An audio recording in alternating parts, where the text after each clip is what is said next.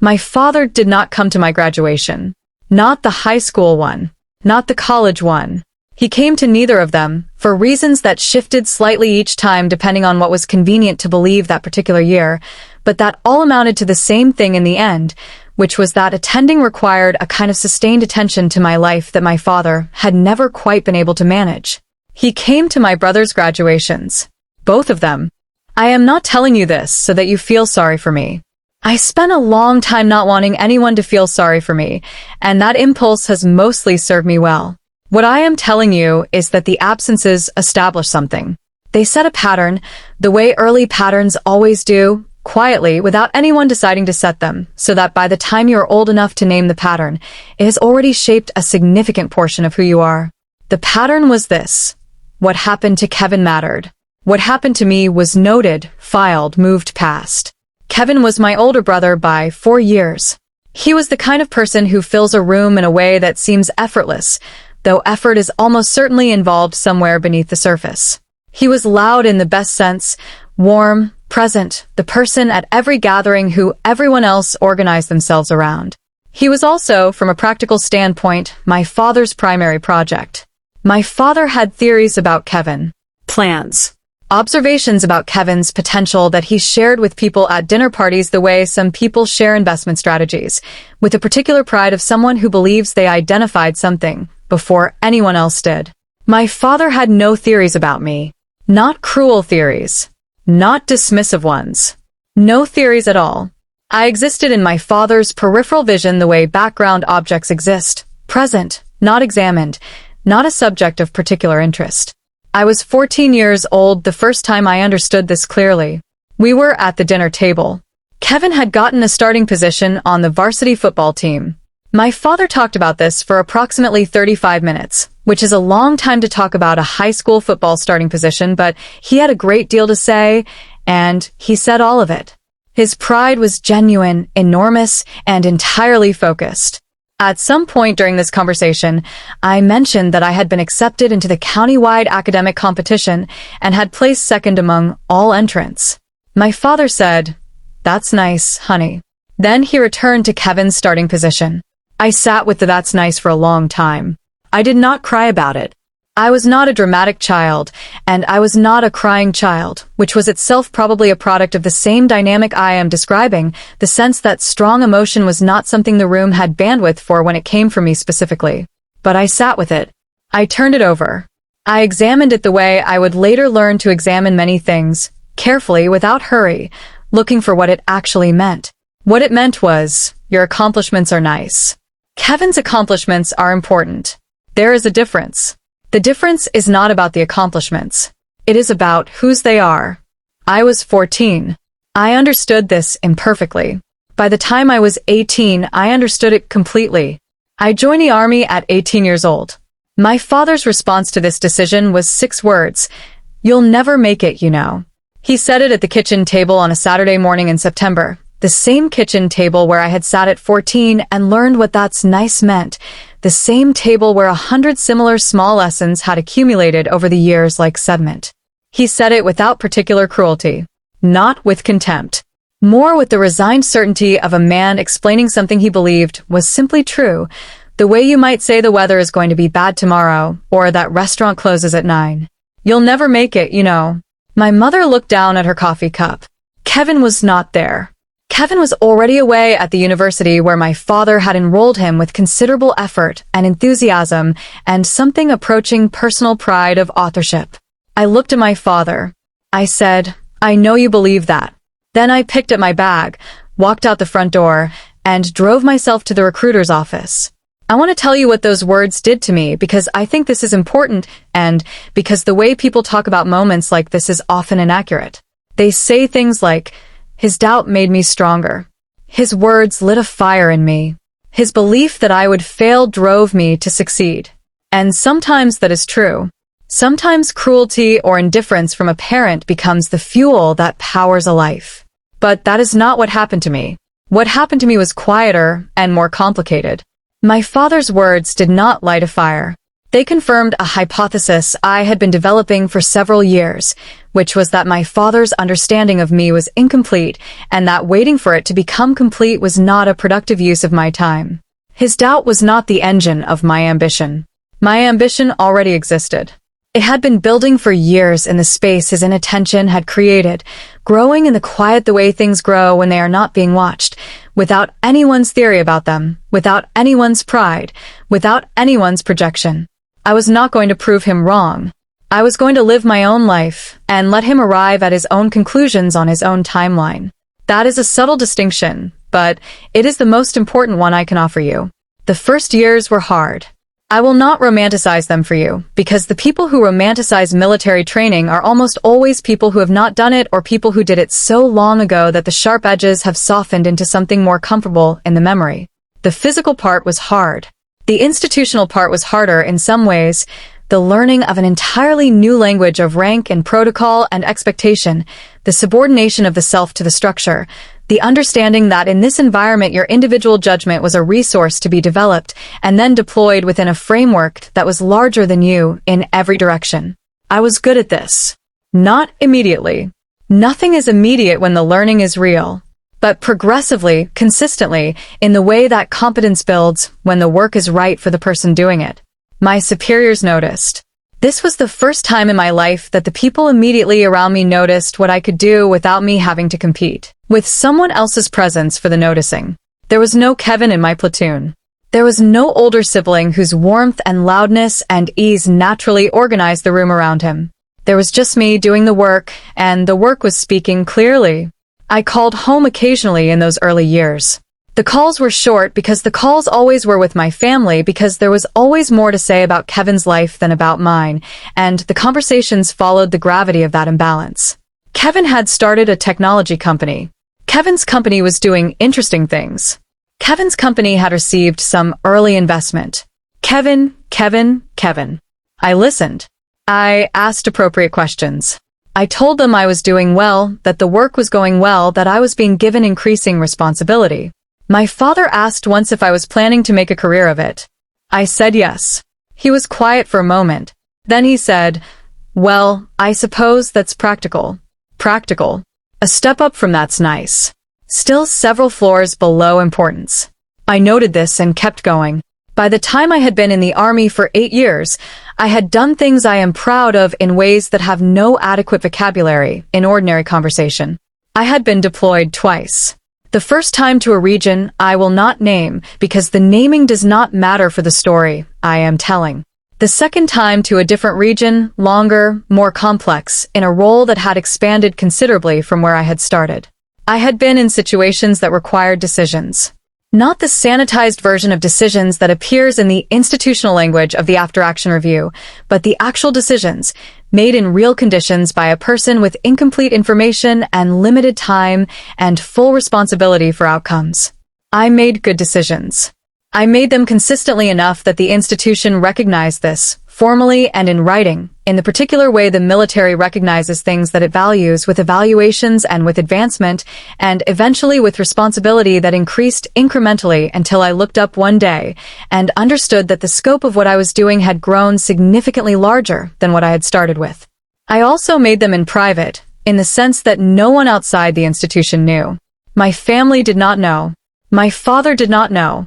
When I called home, which I did less frequently as the years passed because the calls had never quite managed to be what I wanted them to be, I would mention that things were going well, and my father would mention what Kevin was doing, and the conversation would find its natural center of gravity, and I would let it. Kevin's company had grown substantially.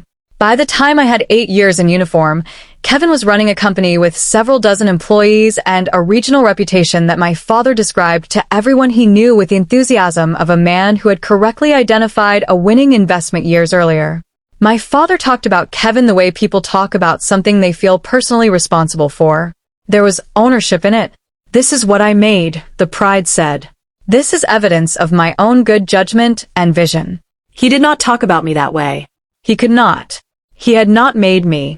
I had made myself, in his absence, and sometimes despite his specific prediction to the contrary, and there was no narrative available to him that let him take credit for it. I understood this. I was not even angry about it anymore by year 8.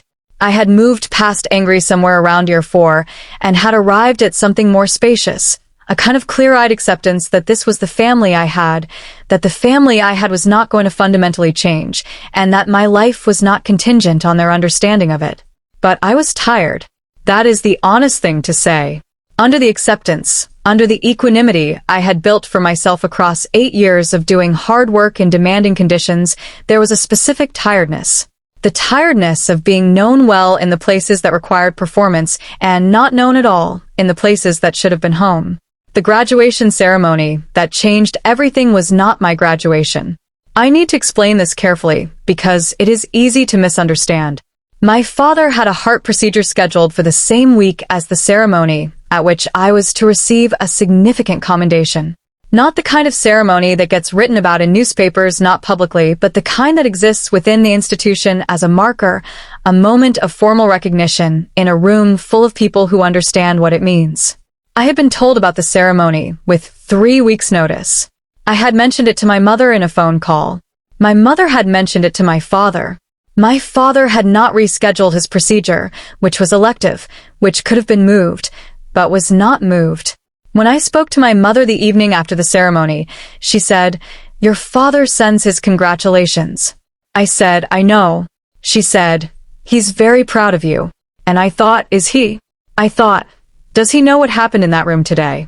Does he know what was said about me by people whose assessment of me would mean something to him if he understood what their assessment cost? I thought, proud is a word people use when they have not been present and want to claim the feeling anyway. I did not say any of this to my mother. My mother was not the problem. My mother was a woman who had navigated 40 years of marriage to my father and had made accommodations that I did not have the full understanding of and was not positioned to judge. I said, "Tell him thank you." Then I changed the subject. But something shifted in me that evening. Not dramatically. Not with a declaration or a decision. Something small and internal, the way tectonic things are small and internal until they are not. A quiet understanding that I had been waiting for something that was not coming. That the specific recognition I had been, without quite admitting it, quietly waiting for, my father seeing what I had built and understanding what it meant, was not going to arrive in the form I had imagined. And that I needed to stop organizing any part of my life around the waiting. That was the shift. The actual ceremony that I am going to tell you about happened in the spring of the year I turned 36. I had been in the army for 18 years by then. Lieutenant Colonel. Not a rank I had pursued in the way people pursue promotions in corporate environments, not with strategy and maneuvering and the careful cultivation of the right relationships. I had pursued it by doing the work, by being good at the thing I had been assigned to do, and then being given harder things to do, and being good at those too. The rank had arrived as a consequence. My unit was stationed at a base in the Mid-Atlantic region. The ceremony was a formal occasion marking the conclusion of a significant operation, the details of which are not part of this story. What matters is that the occasion was formal. Dress uniforms. Families invited. A full room. Kevin was there. This surprised me more than I can fully explain.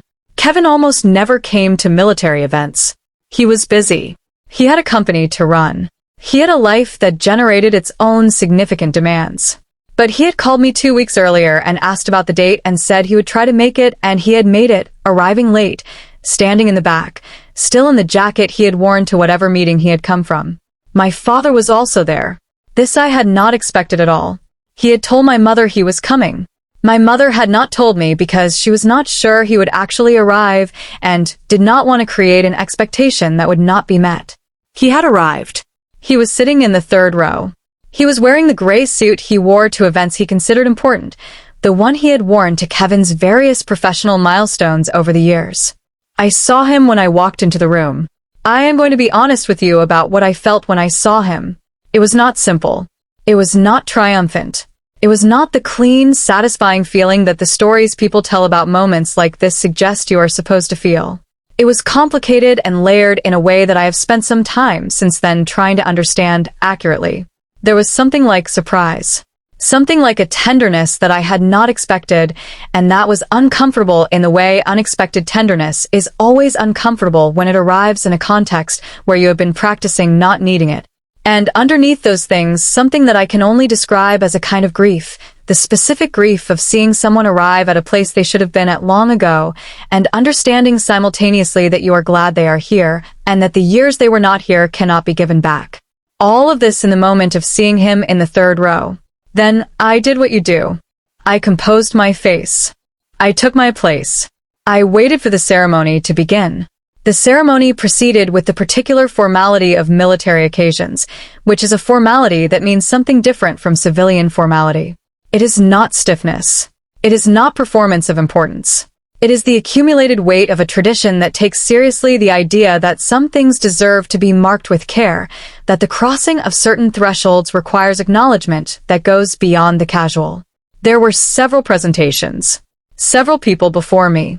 I was not the most senior person in the room. There were officers present who significantly outranked me and who were being recognized for things that occupied a different scale. I was aware of my position in the hierarchy of the occasion, and I was comfortable with it. What I was not aware of, what I had not been told about, was the particular shape that the recognition of my contribution was going to take. General Harold Reyes was 61 years old at the time. He had been in the army for 37 years. He was the kind of man whose presence changes the quality of a room not because he does anything dramatic, but because the room understands what he represents, the accumulated weight of a career of genuine consequence. He was not a ceremonial general. He was not the kind of decorated officer whose accomplishments exist primarily in press releases. He had done things that mattered in places where mattering was expensive. He stood at the podium and spoke for approximately 4 minutes about the operation that was being recognized. He spoke with the precision of someone who understood both what could be said publicly and what could not, and who had long since made peace with that particular constraint of the work. Then he said my name. He described what I had done. Again, with the precision of the public-facing account, not the full account lived elsewhere. But even the public-facing account, in his voice in that room, was more than I had heard said about my work in any setting that my family was present for. Then he stepped away from the podium. He walked toward me. I stood. And General Harold Reyes, 37 years in the United States Army, saluted me first. The room held that moment. I returned the salute. The applause when it came was the kind that has weight behind it, not the polite applause of people performing appreciation, but the genuine response of a room full of people who understood what they had just watched and who were responding to the understanding. I did not look at my father during this. I was looking forward, which is where you look in these moments. You look forward. You remain composed. You let the moment be what it is without adding yourself to it unnecessarily. But I was aware of where he was sitting. Third row. Gray suit. The suit he wore to important things. After the formal portion of the ceremony, there was a reception in the adjacent hall. The kind of reception that military events produce. Not extravagant, practical, coffee and something to eat and people moving through the space having the conversations that the formality of the ceremony had been building toward. Kevin found me first. He moved through the room quickly, still with the energy that had always characterized him, the warmth and directness that made rooms organize themselves around him. He hugged me, not briefly. He held on for a moment with the genuine pressure of someone who is trying to communicate something that words are not quite sufficient for. When he stepped back, his eyes were red at the edges. I stared at him. He shook his head slightly, as if he was surprised at himself. He said, I didn't know. I genuinely did not know. I said, I know you didn't. He said, why didn't you tell us more? I thought about this. I thought about the phone calls and the dinner table and the Christmas visits and the way conversations found their natural center of gravity and how I had learned to let them.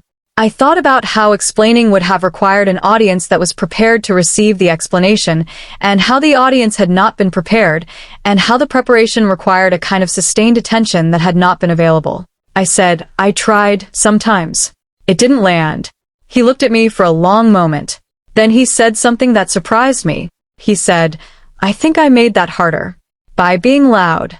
By taking up so much room.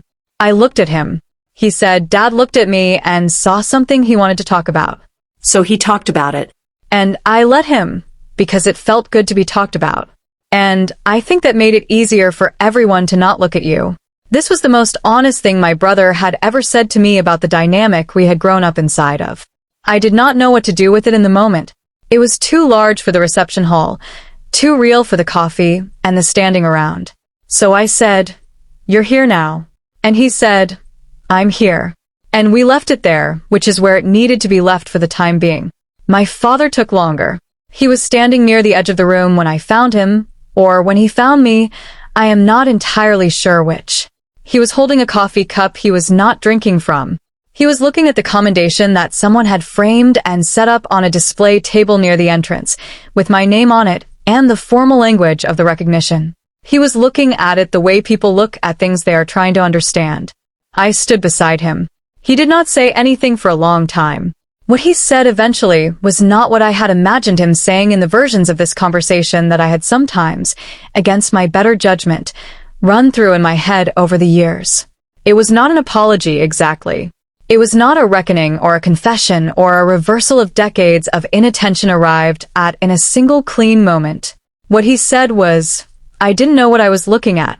I waited." He said, "When you were growing up, I didn't know what I was looking at with you. With Kevin it was easy.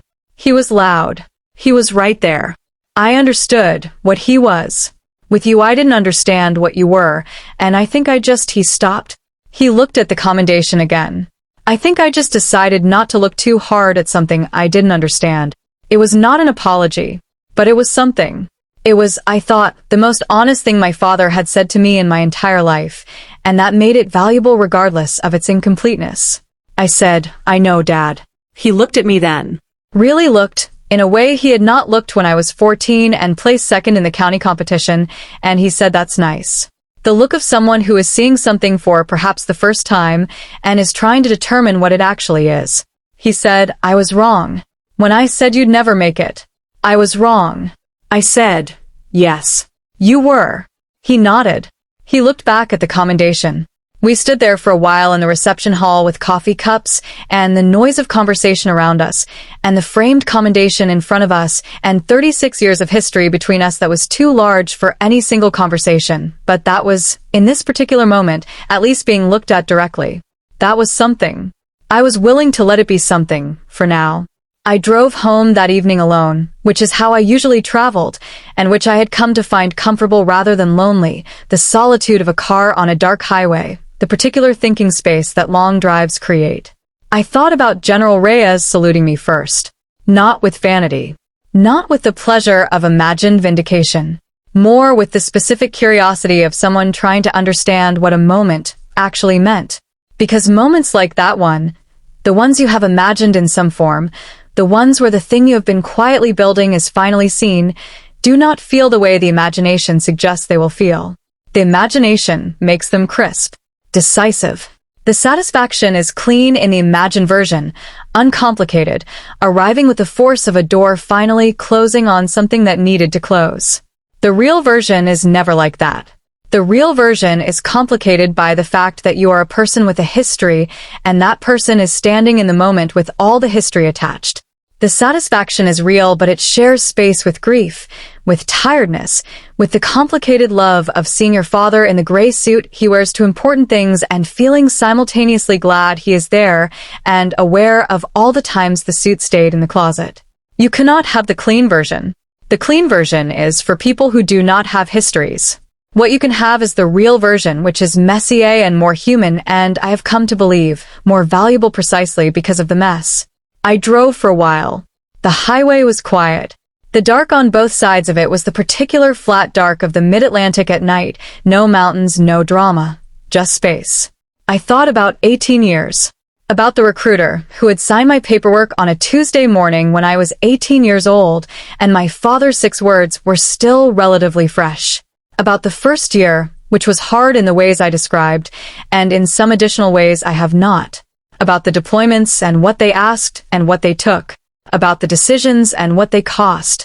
About the rooms, the many rooms, the briefing rooms and the planning rooms and the rooms where things were decided that I cannot name, where I had sat and thought and spoken and been listened to by people who understood what listening to me cost and chose to do it anyway.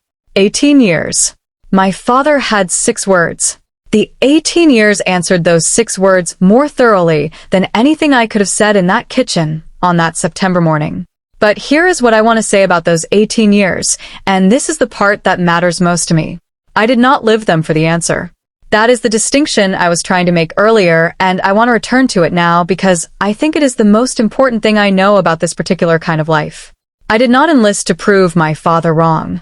I did not work through those 18 years with the image of his doubt in my mind as the fuel.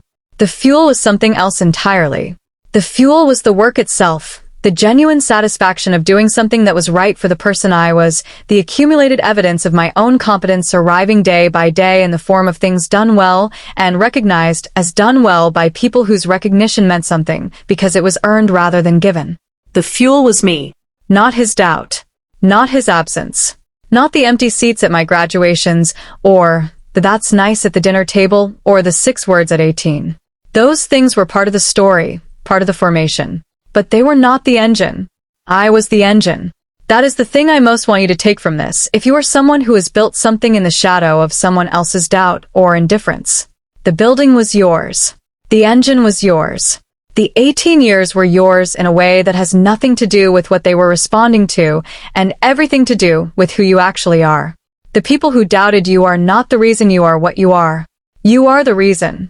A few months after the ceremony, my father called me. Not to continue the conversation from the reception hall. Not to make any kind of formal reckoning with the past. He called because he had seen an article in a publication, he read about a program connected to the kind of work I did, and he had a question about it, a specific and genuine question about how something worked. He was asking me, not Kevin, not anyone else. Me. Because I was the one who knew. I answered his question. It took about 20 minutes because the answer was not simple and he asked follow-up questions, which meant he was listening, which was its own small, remarkable thing. When I finished explaining, he was quiet for a moment. Then he said, "You really understand this stuff?" I said, "I've been studying it for 18 years, Dad." He said, "Right." Pause. He said, "I should have asked sooner. What you actually did." I said, "Yes." "You should have." He was quiet again. The kind of quiet that is not empty but full of the specific weight of things that have been acknowledged and cannot be unacknowledged. Then he said, "Are you doing okay? Just in general. Are you okay?" He had not asked me this in, if I am being precise, years. Maybe longer. I said, "I'm doing well, Dad. I'm actually doing well." He said, "Good. That's good." We talked for a few more minutes about ordinary things. The weather where he was. Something Kevin's kids had done. A trip my mother was planning. The ordinary circuits of family conversation. But the quality of it was slightly different. He was asking. Not filling. Not moving past. Actually asking, with the specific attention of someone who has decided that the subject of the question is worth the attention. Small. Incremental. 18 years too late by any honest accounting. But real. And I had learned, over 18 years of doing the real thing in the real world, to value real things even when they arrived late. The late arrival does not diminish the reality.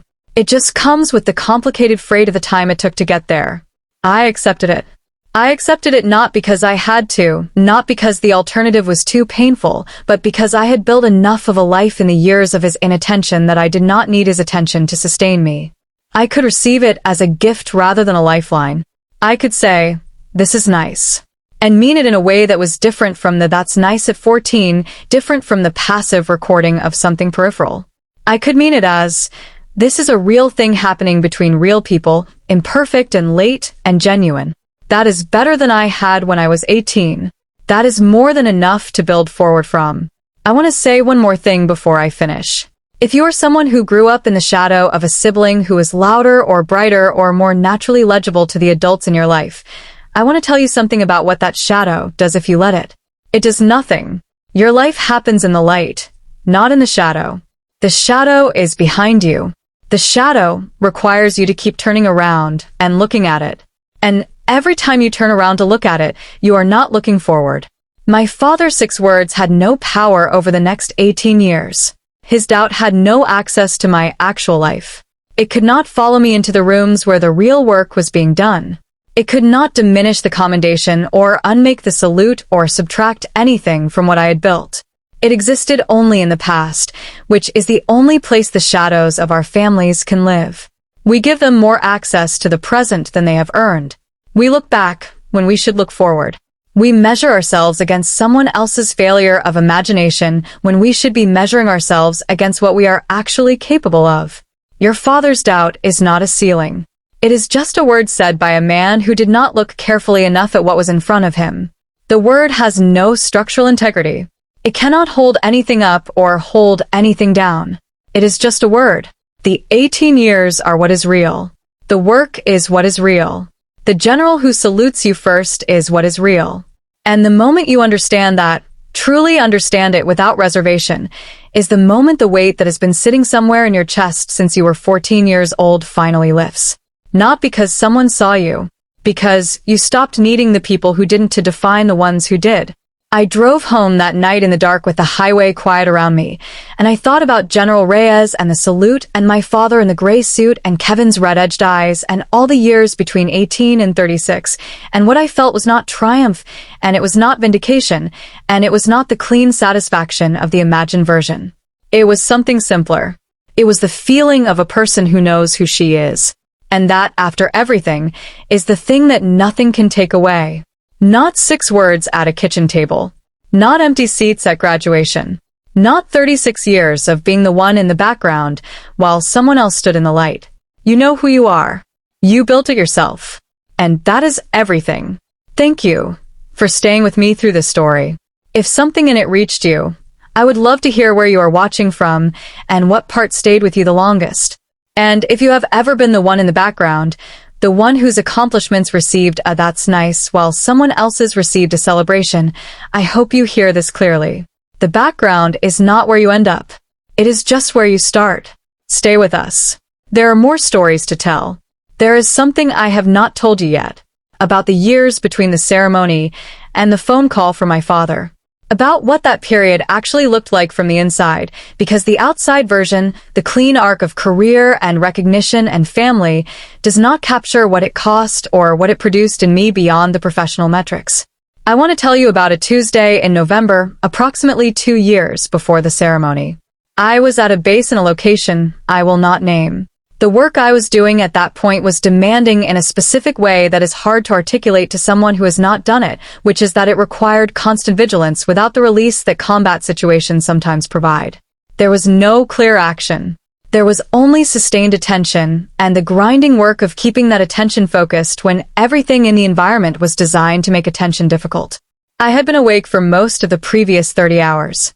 I was sitting in a room with fluorescent lighting at a table with 3 other people, all of whom were as tired as I was, and we were reviewing something I cannot describe, and I looked up for a moment from what I was reading and looked at the faces of the people across from me and thought, no one at home knows we are here.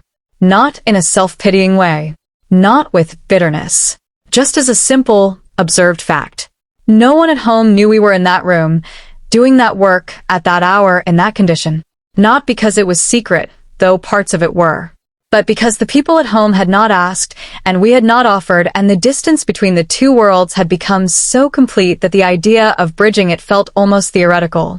I thought about my father's gray suit. About Kevin's ease. About Christmas dinners where the conversation organized itself around the present and visible, and I had sat eating and listening and being the quiet one, the background one, the one whose life was noted and moved past. And I thought, they have no idea. Not what we were doing specifically, But the scope of it.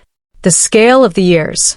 The fact that the person they filed under quiet, background, unremarkable was sitting in a room at a classified location, making contributions to things that mattered in ways they would never have vocabulary for. And I held that thought. And then I went back to the work. Because that is what you do. That is what the work requires. The work does not pause for the grief of being unknown to the people who should know you. The work does not accommodate the weariness of carrying a life that cannot be fully shown.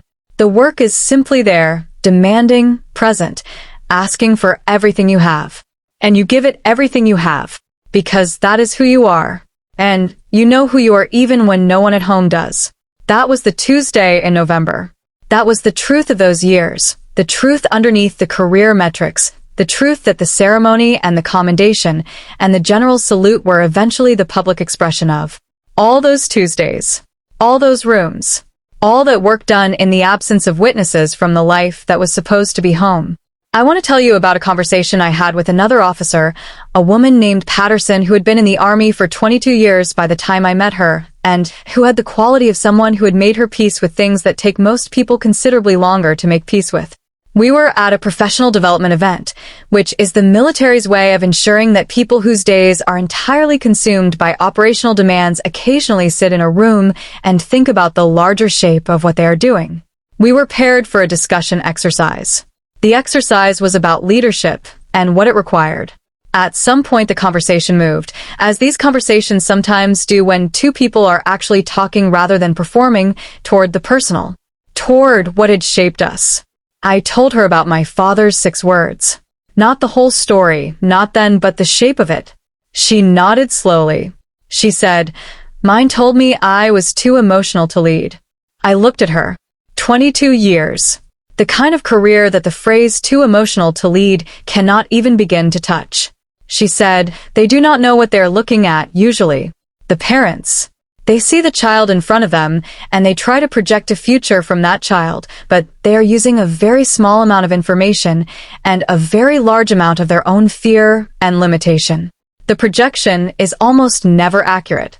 It is almost always more about them than about you." I said, "I know that now." She said, "Knowing it and feeling it are different things. You can know it for 20 years before you feel it." I said, "How do you get to the feeling?" She thought about this for a long time. Then she said, "You have to accumulate enough evidence from the real world that the real world starts to drown out the original voice. It does not go silent. The voice does not go silent, but it gets smaller, and the real world gets louder. And eventually the ratio shifts." I thought about that ratio for a long time afterward. The ratio of the original voice to the accumulated evidence of the real world. 18 years is a lot of evidence. The ratio had shifted. After the phone call where my father asked if I was okay, and I said I was doing well, and meant it, there was a period of adjustment. Not dramatic, not cinematic. Just the quiet, unglamorous work of two people who have maintained a certain distance for a long time, learning, slowly and imperfectly, how to be less far apart. My father started calling more. Not frequently by most family standards, but more than before. The calls were not long and they were not deep, and they did not relitigate the past, which was probably wise because relitigating the past requires both people to be ready for it, and I was not sure either of us was ready for it yet. But he called. And he asked questions. And he listened to the answers. My mother later told me, in one of our regular conversations, that he had gotten a book about military operations from the library. A history book. He had been reading it slowly, with the effort of someone trying to build a framework for something they have long lacked. He was trying to understand. Late. Years late. Perhaps too late in some ways, though I was trying not to measure it. But trying. Kevin and I also talked more in the months after the ceremony. He was good at talking, always had been, and we had conversations that went deeper than the surface-level family update calls we had mostly managed until then. He asked about the work. I told him what I could. He asked about the parts one cannot tell him, not because he expected me to, but because asking was its own kind of acknowledgement that those parts existed and mattered. One evening he said, "Did you ever want to quit? When it was hard?" I said, "Yes." There were moments. He said, "What stopped you?" I thought about it honestly. I said, "The work. When the work is right for you, when you are genuinely doing the thing you are made for, the difficulty does not make you want to stop. It makes you want to get better. It makes you want to be equal to what the work is asking. And there is always more to learn and always more to get better at, and so there is always a reason to continue." He was quiet for a moment. Then he said, "I've always wondered what that felt like. Having work that was right for you like that." I looked at him. He was serious. Not performative. Genuinely wondering. I said, "I think you do have it, Kevin. Your company. I think you feel it there." He considered this. "Maybe," he said. "I'm not sure I've ever named it that." "Name it," I said. "It matters to name it." He smiled. The warm, easy smile that had always organized rooms around him. Except that in that moment, I was not watching it from the background. I was part of the conversation it was happening in. That was different. That was the distance closing. Not all the way. Not in any final, permanent, cinematic sense. Just incrementally, as distances close when two people actually try. I think about the general's salute sometimes. Not often. I am not a person given to dwelling on moments of recognition. The work moves forward, and the forward-moving work is where my attention lives. But sometimes, in the particular quiet of early mornings before the day has fully started, I think about it. I think about what it meant in the room, to the people who were there, and who understood the protocol, and what it signified. I think about what it meant to my father in the third row in the gray suit, whether he understood it in the moment or whether the understanding came later, with the book from the library and the more frequent phone calls, and the slow, effortful process of building a framework for something he had not previously tried to understand. I think about what it meant to me, and what I keep arriving at when I think about it honestly, is this: the salute was the real world confirming something I had already known for years. It did not create the knowledge. It confirmed it. The knowledge had been created in those rooms. In those Tuesdays. In the fluorescent light and the 30-hour stretches and the decisions and the years of doing the work without witnesses who would have understood what they were watching even if they had been there.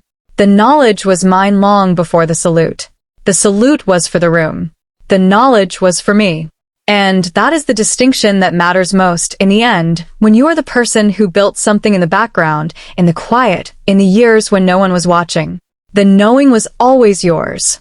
The seeing was the room catching up. You were always already there. And you will be there long after the rooms that failed to see you early enough have been forgotten. The work is real. The years are real. And you, who built them in the absence of witnesses, are the most real thing of all. Thank you for staying with me. Thank you for listening. If this story found you somewhere that needed it, I would love to know. And if you have 6 words of your own that you have been carrying since some kitchen table of your own, some specific prediction of failure from someone who should have known better, I want you to hear this. They were wrong. They were always wrong. The evidence is your life. Stay with us. There are more stories to tell. There is one more thing. The day after the ceremony, I went back to the base. Not because I had to, not immediately, but because the work was ongoing and the work does not pause for ceremonies, which is one of the things I love about it. I walked into the building at 6:45 in the morning. The same fluorescent light, the same hallways, the same people at the same desks, doing the same ongoing work that never stops because the world does not stop. Someone in the hallway said, "Good morning, Colonel." I said, "Good morning," and I went to work. That was the day after. That was what came next. The work came next. Always the work. And the work was mine, and it was right, and it was enough, and it was more than enough, and it was everything. That is the real ending. Not the salute. Not the gray suit in the third row. Not even the phone call where my father asked if I was okay. The work coming next. Always the work coming next. That is what carries you. That is what has always carried you. And it will carry you still, for as long as you let it, for as long as you keep showing up for it, through the Tuesdays in fluorescent light, and the early mornings and the long stretches, and the rooms where everything that matters is happening without anyone outside knowing it is happening. The work will carry you. Trust the work. It always has.